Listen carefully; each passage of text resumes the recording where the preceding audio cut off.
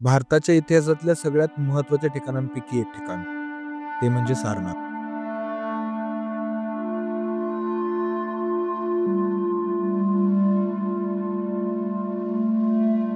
पण सारनाथला असं आहे तरी काय?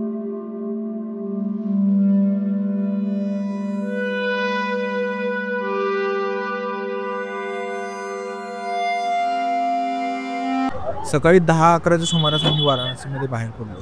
वाटेतच आम्हाला झाशीची राणी लक्ष्मीबाई यांचं जन्मस्थळ लागलं.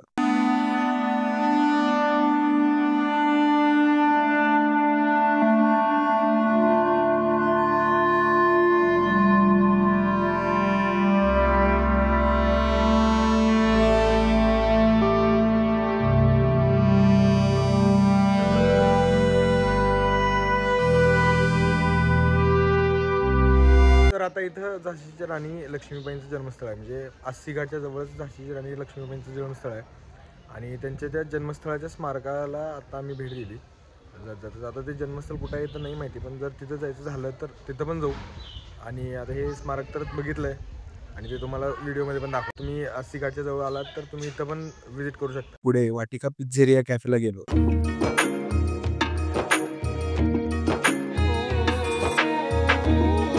Okay, so this is pesto sauce spaghetti. So this is homemade lasagna. हे जे दोन स्पॅगेटीज मागवलेत, तर त्यापैकी ही जी आहे ती ही आय गेस की यांची वाटिका पिझ्झेरिया स्पेशल स्पॅगेटी आहे आणि ही जी आहे ती आहे पेस्टो सॉस स्पॅगेटी असं मला वाटतंय.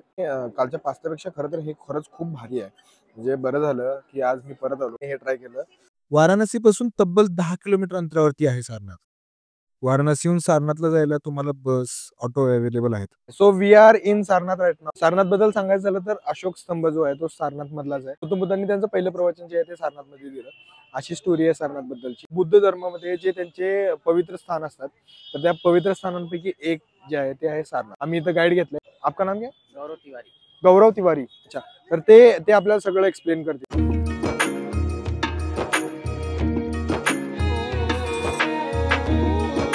में जहाँ पे आए भगवान बुद्ध का 4 प्लेस बहुत important. First Lumbini Nepal, second Bodhgaya Bihar, third Sarnath, fourth Gorakhpur Kushinagar, जहाँ इन्होंने अपने शरीर को त्यागा, जिसे महापरिनिर्वाण कहते हैं। और ये कैंपस पूरा थाईलैंड गवर्नमेंट के अंदर में आता, जिसका देख रेख मैनेजमेंट सब थाईलैंड से होता, इंडिया गवर्नमेंट से नहीं।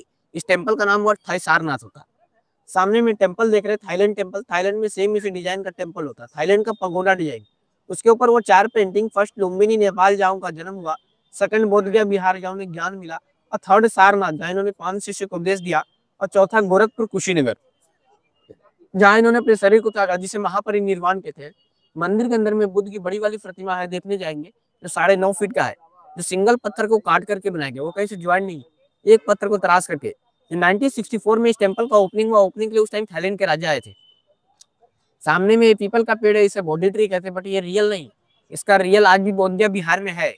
ये बांस बम्बू पिलर पे टिकाया गया, उसकी एक शाखा वहां से कटिंग करके कलम करके श्रीलंका कंट्री में लगाई गई, और लगाने वाले सम्राट अशोक के पुत्र पुत्री संघमित्रा और महेंद्र थे। वहां पे चलेंगे, कुछ बातें वहां पे करेंगे, आइए।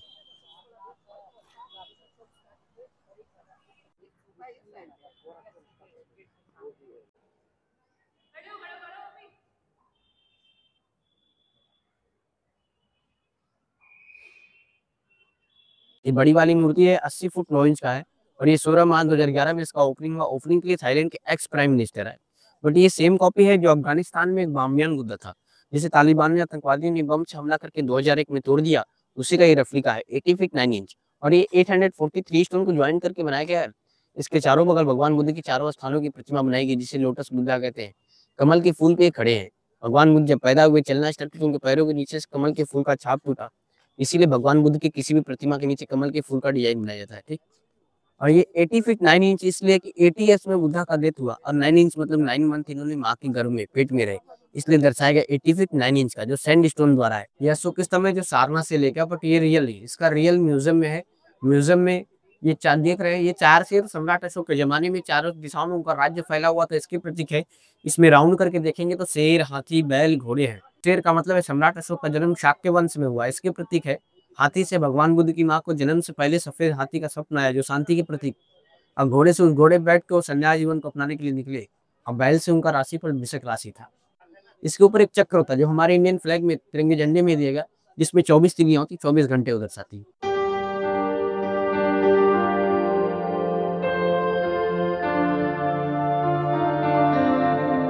तर इथं बऱ्याच साऱ्या भारी भारी गोष्टी आहेत घेण्यासारख्या, पण पहिल्यांदा आम्ही जाणार आहे स्तूपा बघायला। तर इथं मी माझ्या बाईकसाठी, माझ्या दोन्ही बाईकसाठी हे असे 2 तिबेटियन फ्लॅग्स घेतलेत। ऍक्च्युअली कार मध्ये पण लावू शकतो, त्यामुळे कारसाठी पण घेतलं तर चालेल।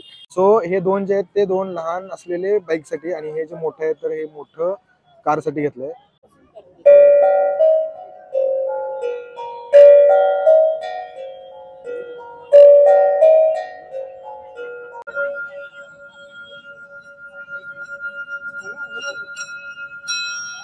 आपण इथं स्कॅन करून तिकीट काढू शकतो, आणि ते स्कॅन केलेलं तिकीट जे आहे ते आपल्या फोनवरतीच येतं। असं लाईन लागून उभारण्यापेक्षा तुम्ही असं इथे येऊन स्कॅन करून तिकीट काढू शकता।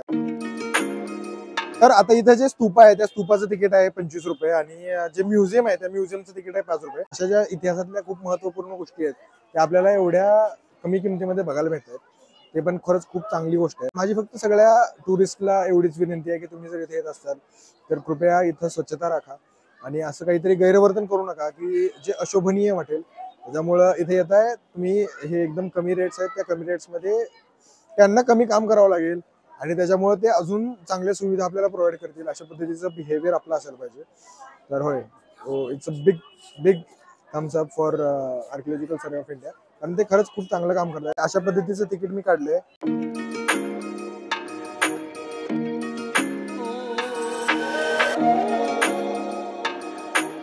जसं की सगळ्याच आर्किओलॉजिकल सर्वे ऑफ इंडियाच्या मॉन्युमेंट्स मध्ये असतं, तुम्ही ट्रायपॉड नाही यूज करू शकत। आतमध्ये तुम्ही कॅमेराज यूज करू शकतात, पण हे ट्रायपॉड यूज करू शकत नाही। त्याच्यामुळे मला हे ट्रायपॉड काढून खिशामध्ये ठेवायला सांगितलं।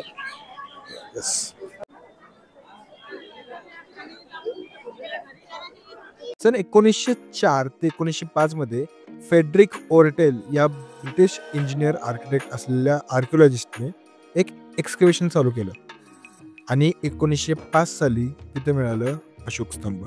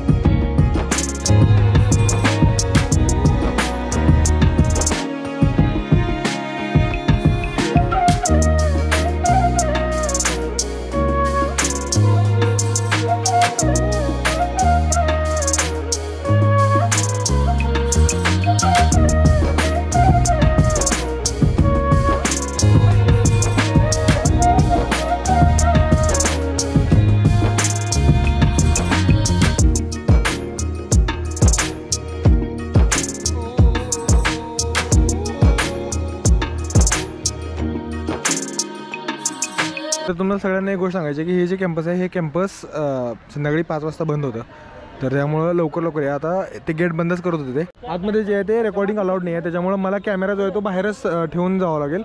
सो आतमधलं मला काय दाखवता येत नाही त्यामुळं सॉरी, आणि आता हे सगळं बघून झाल्यानंतरच मग आपण तुम्हाला भेटूया। So bye bye.